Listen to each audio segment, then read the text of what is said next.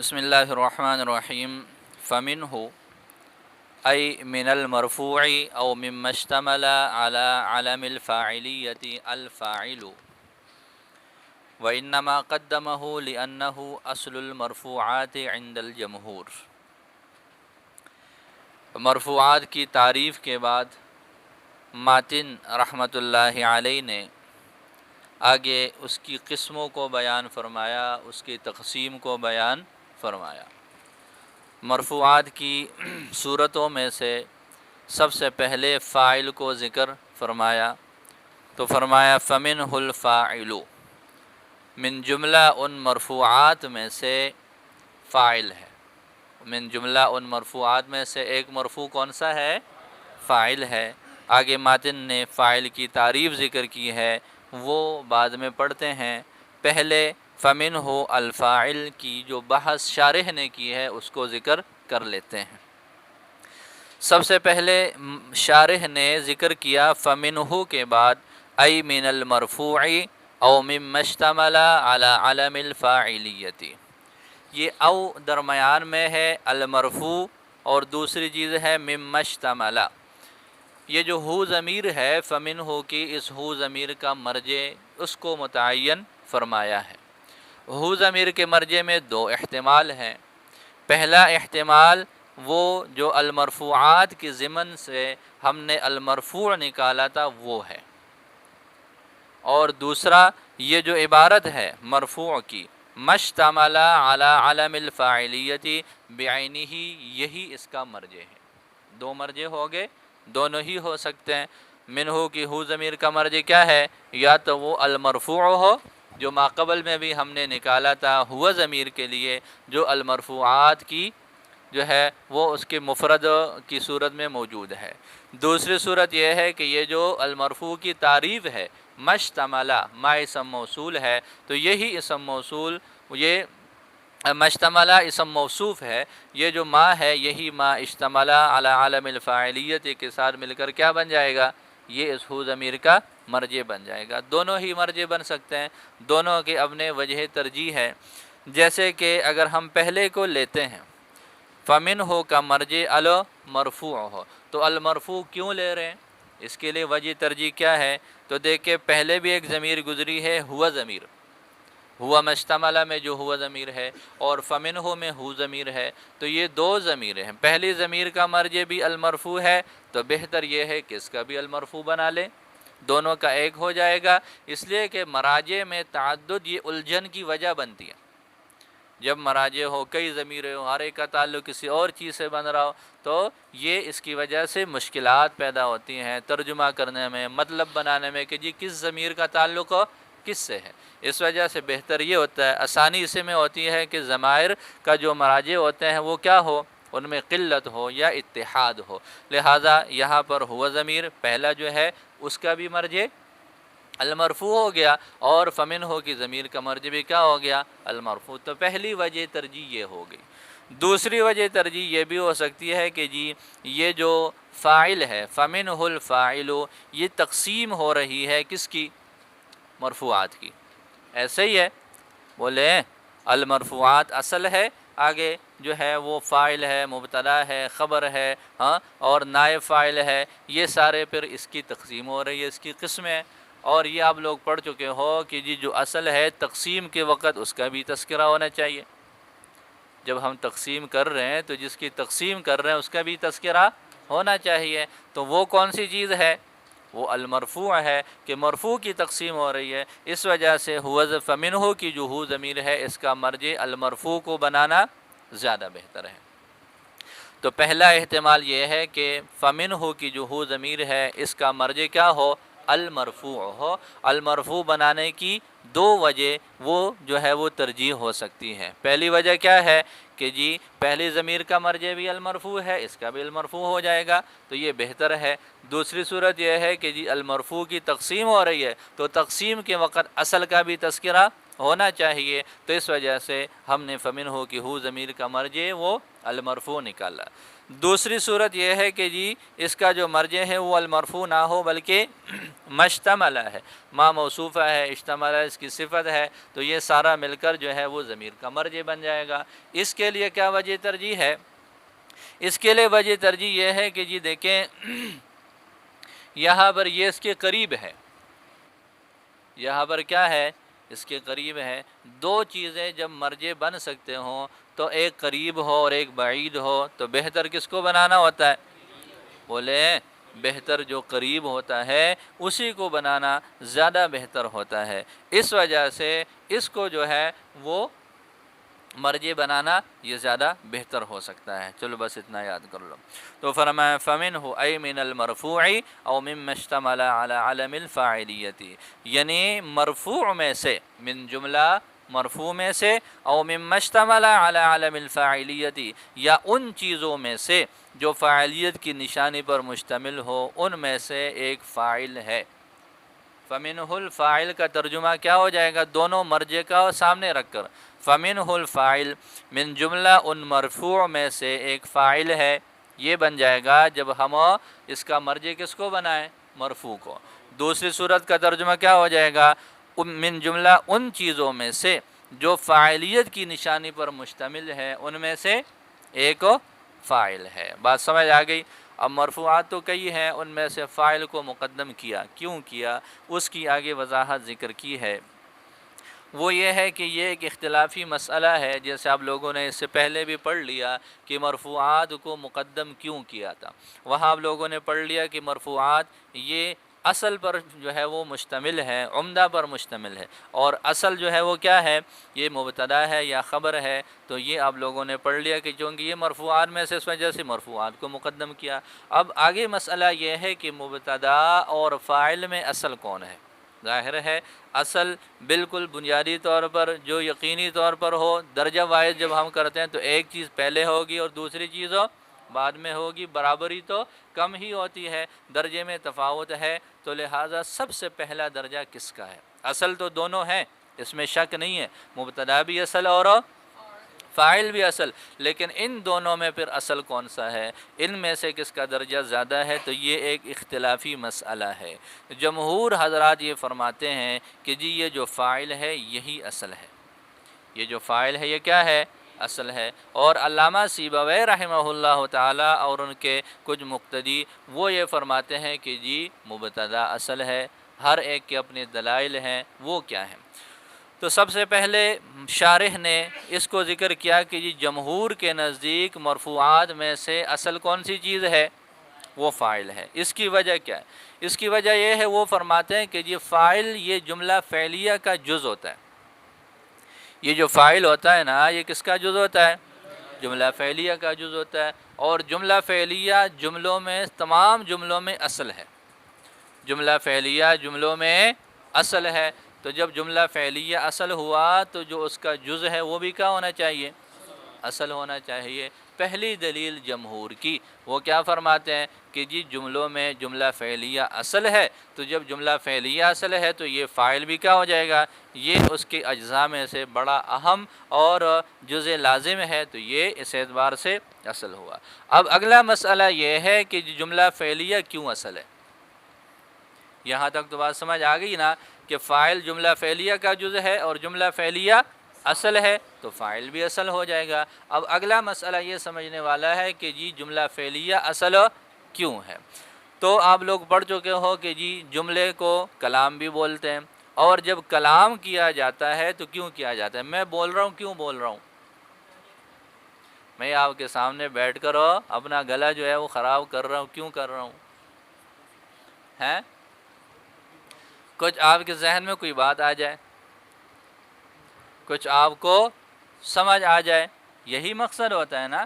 جب بھی آپ کسی سے بات کرتے ہیں اس کو آپ کچھ بتانا چاہ رہے ہوتے ہیں، کچھ سمجھانا چاہ رہے ہوتے ہیں، تو کلام کے لیے اصل مقصود کیا ہے؟ اگلے کو سمجھانا، اگلے کو کسی بات کا فائدہ دینا، اور فائدہ اگلے کو خبر دینا، اگلے کو فائدہ دینا، یہ جس طرح جملہ فعلیہ میں ہوتا ہے جملہ خبریہ میں ایسے نہیں ہوتا۔ وجہ کیا ہے؟ وجہ یہ ہے کہ آپ کہتے ہیں زید قائم، زید کھڑا ہے، زید کھڑا ہے۔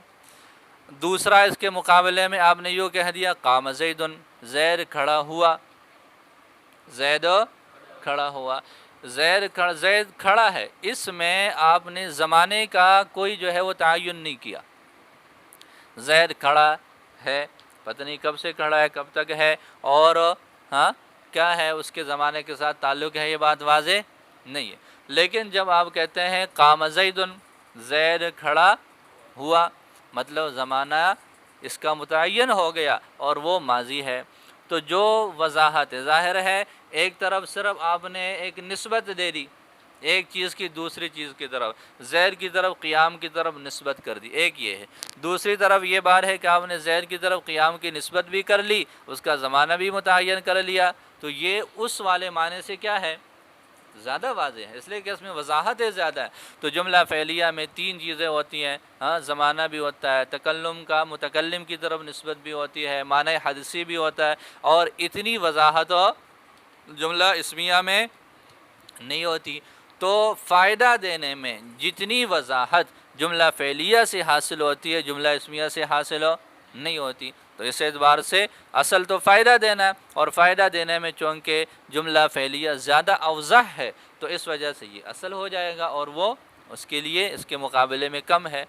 دوسری بات یہ ہے کہ کلام کی آپ لوگوں نے پڑھ لیا دو قسمیں، ایک خبری ہے اور ایک انشائی ہے، یہی پڑھانا، جملہ کی دو قسمیں، جملہ خبریہ اور جملہ انشائیہ۔ تو کلام کی دو قسمیں ہو گئی، جملہ انشائیہ اور جملہ۔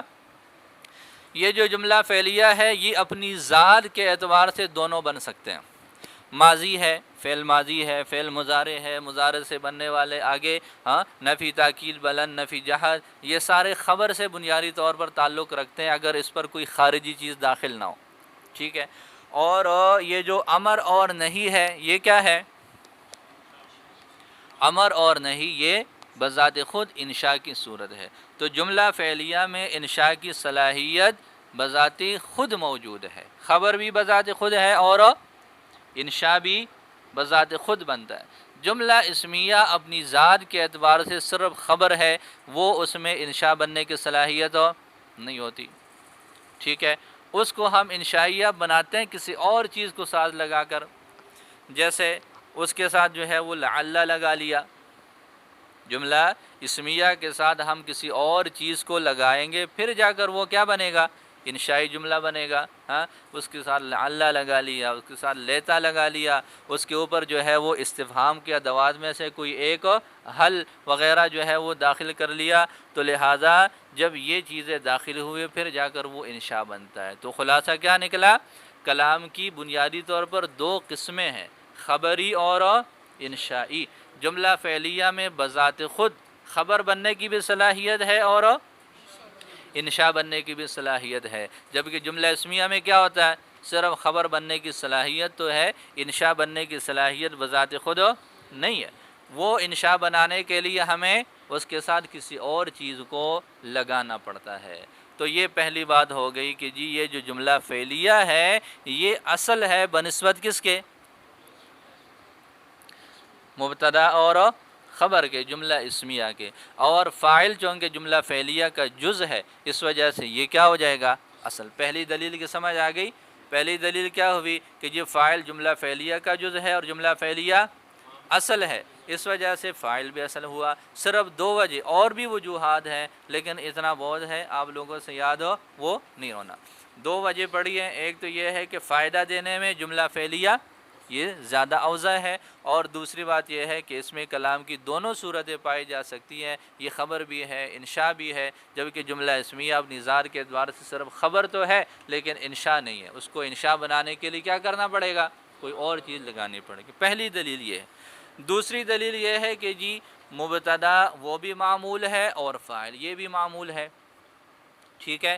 اب کسی کا نوکر ہو کسی کے گھر کا، تو جس کا مالک 50,000 تنخواہ لے رہا ہو وہ، اور جس کا مالک 2 لاکھ لے رہا ہو، کس نوکر کی پاور زیادہ ہوں گے، بولو، جس کی تنخواہ 2 لاکھ ہے وہ کہے گا کہ جی میرے مالک کی تنخواہ 2 لاکھ ہے، مجھے بھی زیادہ ہے، اور میرا کوئی مسئلہ ہوا تو وہ مجھے چھڑا لے گا، اس وجہ سے وہ کیا کرتا ہے؟ بدمعاشی کرتا پھرتا ہے۔ تو لہٰذا پتہ چلا کہ جیسے مالک اس کی قوت کی وجہ سے نوکر کی قوت بھی بڑھ جاتی ہے اور کم ہو جاتی ہے، اسی طرح معمول کی طاقت کا فیصلہ ہم کریں گے اس کے عامل کو دیکھ کر۔ کس کو دیکھ کر؟ اب دیکھنا یہ ہے کہ فاعل کا عامل کون ہے؟ فاعل کا عامل فعل ہے، ایسے ہی ہے، اور وہ بھی لفظوں میں موجود ہے۔ اور مبتدا کا عامل کون ہے؟ ابتدا، اور وہ کیا ہے؟ وہ ایک معنوی چیز ہے، لفظوں میں اس کا تو وجود ہی نہیں ہے۔ جب مبتدا کی عامل کا سرے سے کوئی ظاہری طور پر وجود ہی نہیں ہے تو پھر اس کی وجہ سے جو عامل ہوا وہ کس کا مضبوط ہوا؟ فاعل کا عامل قوی بھی ہے، مضبوط بھی ہے۔ ہاں، تمام یہ جتنے بھی عوامل ہیں، تمام عواملوں میں سب سے زیادہ قوت والے جو عوامل ہیں وہ کون سے ہیں؟ وہ افعال ہیں۔ وہ کیا ہیں؟ افعال ہیں۔ لہذا عامل یہ دونوں معمول ہے، فاعل بھی معمول ہے، مبتدا بھی معمول ہے، دونوں کا عامل جو ہے وہ ایسا ہے کہ جو فاعل کا عامل ہے وہ لفظی بھی ہے، حسی بھی ہے، موجود بھی ہے، قوت میں بھی ہے، اور مبتدا کا جو عامل ہے وہ ناقص بھی ہے، کمزور بھی ہے، اور موجود اور حسی بھی نہیں ہے۔ تو پتہ چلا کہ فاعل یہ زیادہ قوی ہے بنسبت کس کے؟ جی، تو ابھی تک آپ لوگوں نے فاعل کے اصل ہونے کی دو وجہ پڑھ لی۔ پہلی وجہ یہ جملہ فعلیہ کا جز ہے، اس وجہ سے یہ قوی ہے۔ دوسرا، اس کا عامل قوی اور مضبوط ہے، تو یہ بھی قوی اور مضبوط ہے بنسبت مبتدا کی کہ اس کا عامل اتنا قوی اور مضبوط نہیں ہے۔ تو لہٰذا یہ دو وجہ ہیں، اور بھی وجوہات ہیں میں نے بتایا، لیکن یہ دو وجہ ہیں کہ جن کی وجہ سے ہم جو ہے وہ فاعل کو قوی بتا دیتے ہیں۔ دیکھو یہاں تک ترجمہ، وَإِنَّمَا قَدَّمَهُ، اور سوائے اس کے نہیں کہ مصنف نے اس کو مقدم کیا، کس کو؟ فاعل کو، لِأَنَّهُ أَصْلُ الْمَرْفُوعَاتِ عِنْدَ الْجَمْهُورِ، اس لیے کہ یہ جمہور کے ہاں مرفوعات میں سے اصل ہے۔ لِأَنَّهُ، کیوں اصل ہے؟ لِأَنَّهُ جُزْءُ الْجُمْلَةِ الْفِعْلِيَّةِ، اس لیے کہ یہ اس جملہ فعلیہ کا جز ہے، التي هي اصل الجمل، جو کہ تمام جملوں میں کیا ہے؟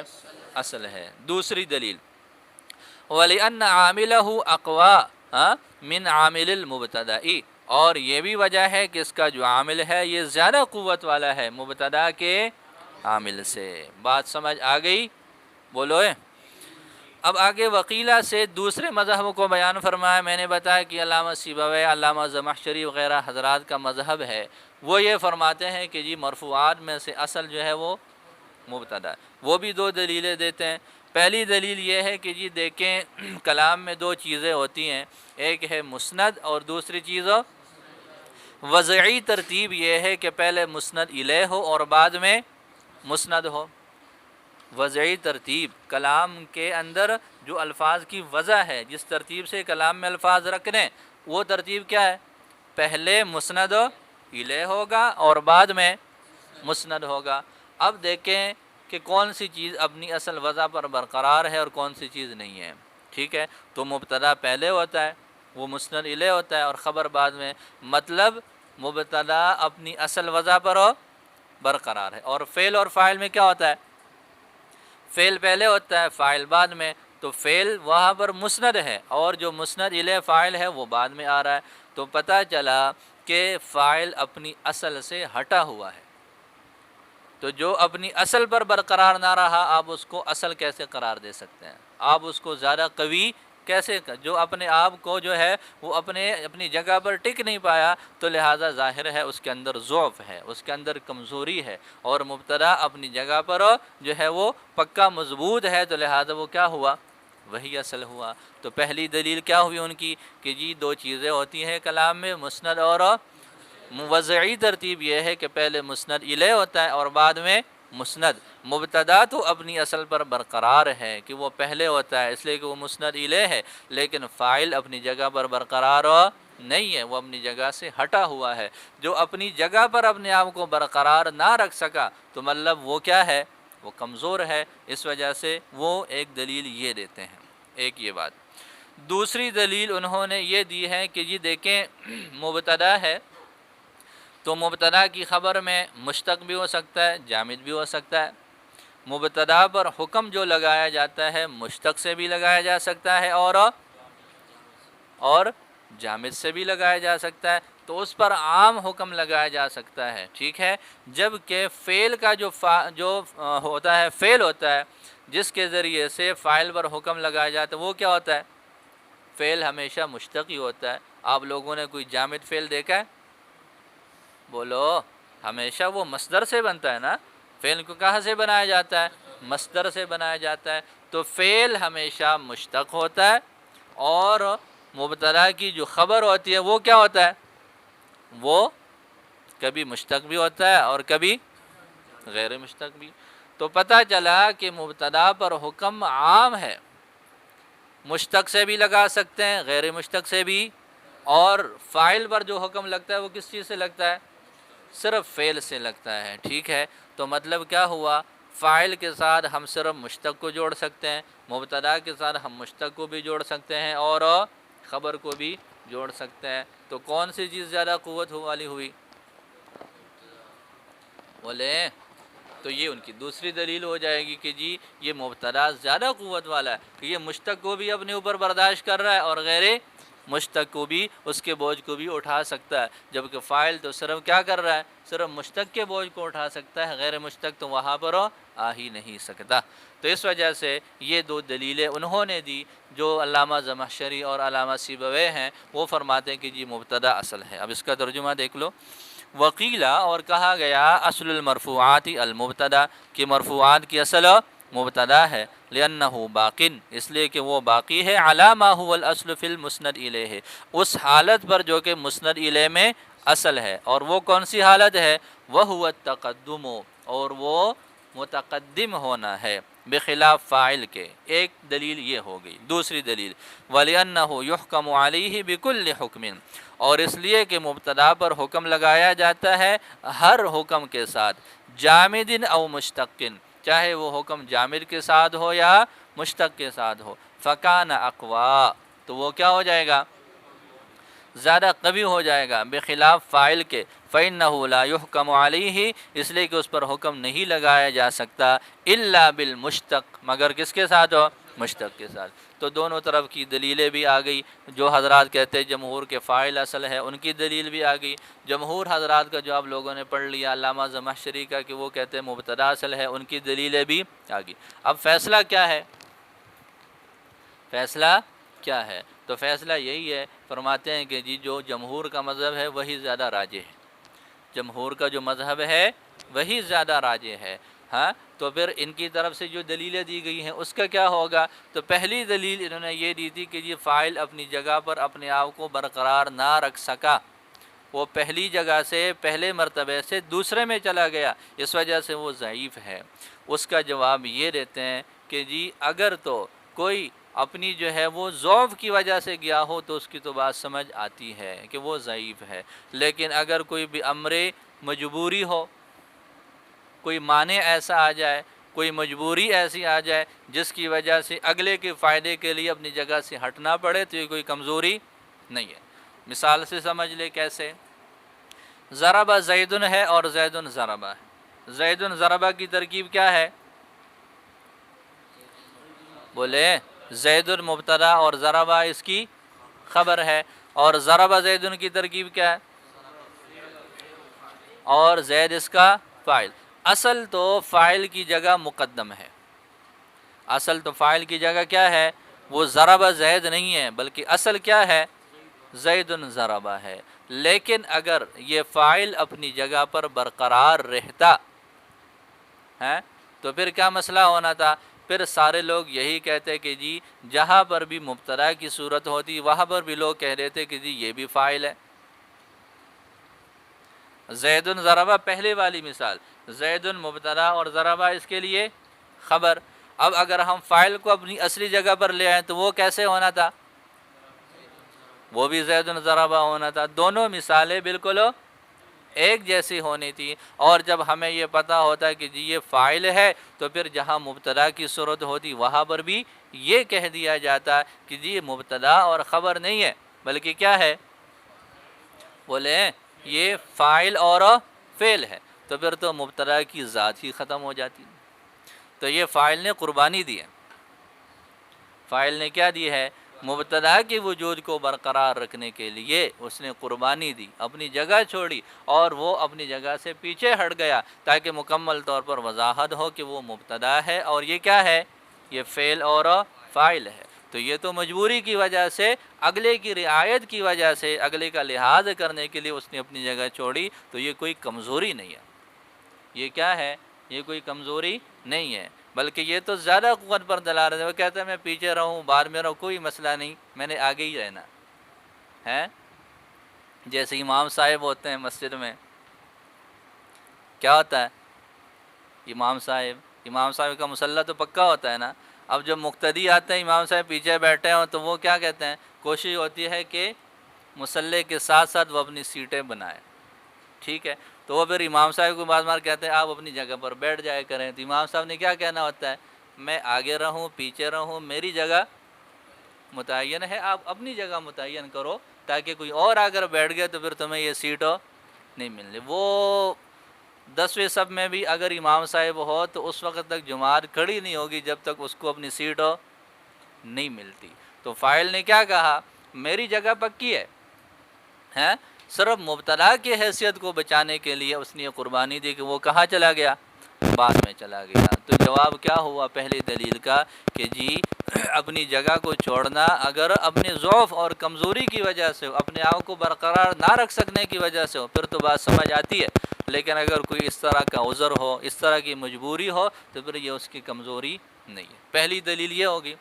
دوسری دلیل انہوں نے کہا تھا کہ جی مبتدا پر ہم حکم لگا سکتے ہیں جامد سے بھی اور مشتق سے بھی، لہٰذا وہ زیادہ قوت والا ہوگا. تو اس کا یہ جواب دیتے ہیں کہ جی عام لوگوں کی پہنچ کسی تک یہ اس کے ضعف کی دلالت ہوتی ہے. کسی چیز کی تعمیم کا ہونا یہ اس کی قوی ہونے کی دلالت نہیں ہے. یہ دیکھیں اب نئے نئے الیکشن ہوئے ہیں، تقرری ہوئی ہے نا نئی. جب یہ لوگ عام تھے تو ہر کسی سے ملتے تھے. جب یہ لوگ عام تھے تو ہر کسی سے ملتے تھے، ہر بندہ ان سے ملتا تھا. لیکن جب کیا ہو گئی، ان کی تقرری ہو گئی، کوئی وزیر بن گیا، کوئی مشیر بن گیا، کوئی کیا بن گیا، کوئی کیا بن گیا، تو اب وہ سب سے پہلے تو اپنا علاقہ ہی چھوڑ جاتے ہیں. سب سے پہلے تو وہ اپنا. تو اب جب ایک چیز خاص ہو، قوت میں آ جائے، تو قوت میں آنے کے بعد عام چیزوں کی اس تک رسائی کیا ہو جاتی ہے؟ کم ہو جاتی ہے، اور یہ اس کی قوت کی نشانی ہوتی ہے. لہٰذا یہاں پر بھی ایسا ہی ہے کہ اگر فاعل پر صرف مشتق کے ساتھ حکم لگایا جاتا ہے تو یہ اس کے ضعف کی نشانی نہیں ہے، بلکہ یہ کیا ہے؟ یہ تو اس کی قوت کی نشانی ہے. اس وجہ سے یہ بھی کوئی پکی اور مضبوط دلیل نہیں ہے کہ جس کی وجہ سے آپ یہ کہہ دیں کہ جی فاعل کیا ہے؟ وہ مبتدا سے کمزور ہے. بات سمجھ آ گئی؟ تو آج تھوڑا سا پڑا ہے کہ جی فاعل اصل ہے یا پھر مبتدا اصل ہے. یہ وضاحت آپ لوگ یاد